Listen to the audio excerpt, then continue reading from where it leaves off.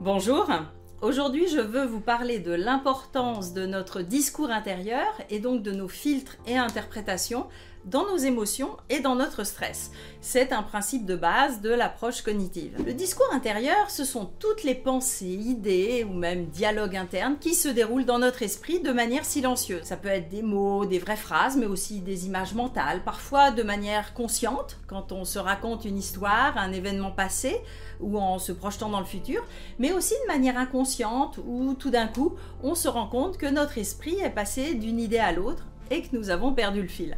Cela va nous aider à évaluer des situations, résoudre des problèmes, prendre des décisions, planifier notre action, mais aussi à réfléchir sur nous-mêmes ou réguler nos émotions. Mais notre discours intérieur n'est pas forcément très objectif.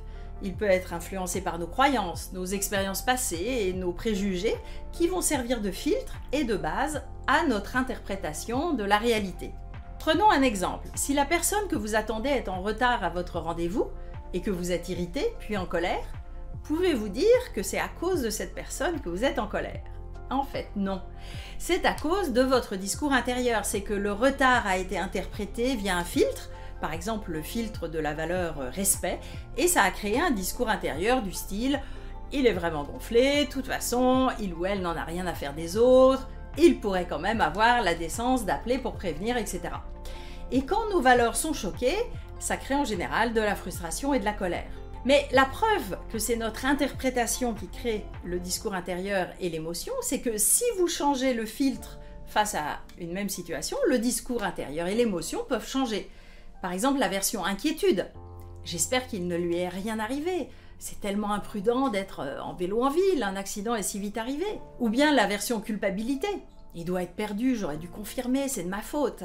Mais il peut y avoir aussi des versions positives. Ça tombe bien, j'ai un bon bouquin, ça va me permettre de prendre un petit break. Bon, vous avez compris, ce ne sont pas les faits ou les autres qui créent nos émotions et notre stress, mais nos interprétations et notre discours intérieur. Et Hans Selye, qui a créé le concept de stress, le disait déjà. Ce qui est important, ce n'est pas ce qui nous arrive, mais la manière dont on le prend, ce qui reprend des philosophies bien plus anciennes. Alors que faire quand vous vous rendez compte que votre discours intérieur crée du stress?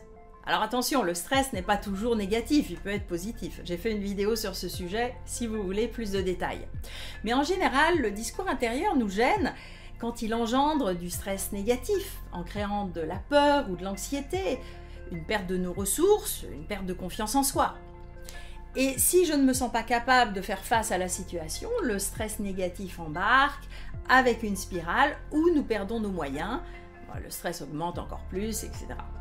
D'ailleurs, si vos pensées négatives tournent en boucle, que votre stress est important, handicapant, ou que vous avez des crises de panique, consultez votre médecin ou un psychologue. Mais imaginons que vous avez des réactions de stress typiques, quasi automatiques, comme dans mon exemple de la personne en retard. Le problème, c'est que tout cela va très vite, et donc c'est en général a posteriori que nous pouvons analyser ce qui s'est passé, pour apprendre quels sont nos déclencheurs typiques et les autoroutes émotionnelles qui en découlent. Avec mes clients, j'appelle ça comprendre nos orteils sensibles. Il y a des outils bien utiles pour aider à prendre conscience de notre discours intérieur. La pratique de la pleine conscience et de la méditation permet d'observer nos pensées de manière détachée et plus bienveillante pour identifier les schémas négatifs et ensuite les remplacer par des pensées plus positives et réalistes. Vous pouvez aussi travailler avec une sorte de carnet de bord pendant quelques jours et quand vous avez eu l'impression de vous faire déborder émotionnellement ou que vous êtes rentré en stress, de noter ce qui s'est passé. Mais en remontant le chemin, d'abord notez votre réaction, qu'est-ce que vous avez senti dans votre corps, ce que vous avez fait, ce que vous avez dit. Par exemple, j'étais tendue musculairement, j'ai coupé la parole à mon collègue de manière abrupte et puis d'identifier l'émotion qui était là. La frustration parce que ce collègue parlait depuis trop longtemps à mon goût, ou bien la peur de ne pas pouvoir défendre mon point de vue avant que la réunion se termine.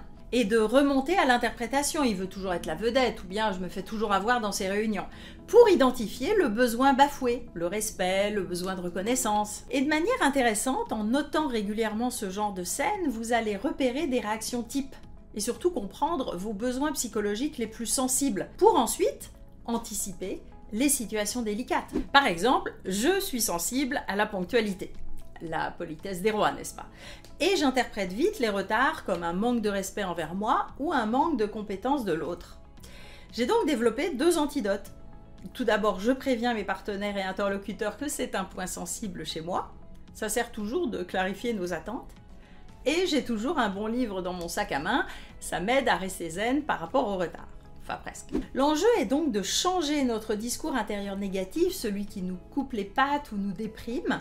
Mais ça ne se fait pas comme cela, juste par volonté ou en se répétant des messages positifs du style « je suis super bonne et je vais y arriver ». Parce que si au fond de vous, vous n'y croyez pas, c'est un cataplasme sur une jambe de bois. Et en plus, comme vous ne verrez pas d'amélioration, ça risque de vous déprimer ou de vous faire douter encore plus de vous.